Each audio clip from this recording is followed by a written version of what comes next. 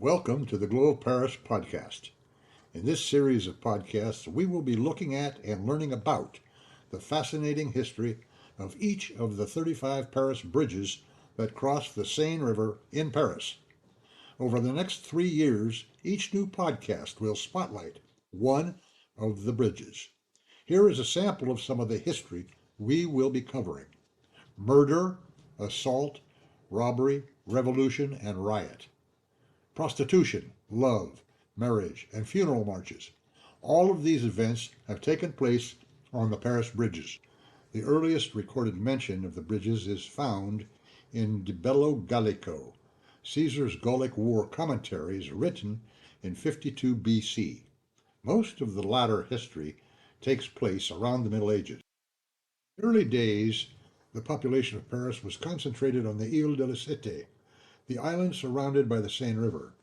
The river served as a natural barrier against invasion from land forces. The earliest Paris bridges were built to connect the island to the left bank and the right banks of the Seine. One of the early bridges on the Ile de la Cité is the Pont Neuf. The Pont Neuf is the oldest bridge still standing. It was opened by King Henry IV in 1607.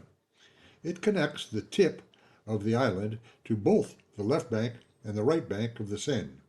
The original bridge has undergone numerous works, preservation, and maintenance, but the design of the bridge remains the same as it was in 1607.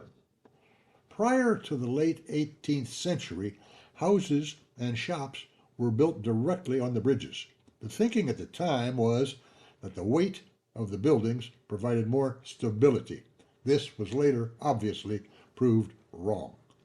Floods, ice flows, fires, boat collisions, and failures frequently destroyed the bridges. The collapsing bridges took the houses and the shops down with them, and it took the occupants as well. In 1769, Louis XV finally outlawed the construction of houses on the bridges, but it took until 1808 for the last building to be removed. Toward the end of World War II, the Paris bridges nearly met with catastrophe. As the Allied forces continued to advance, following the Normandy landings, it became evident the Nazis would be driven from Paris. Hitler had ordered Paris to be defended to the last man, and he demanded that the city not fall into Allied hands except as a field of ruins.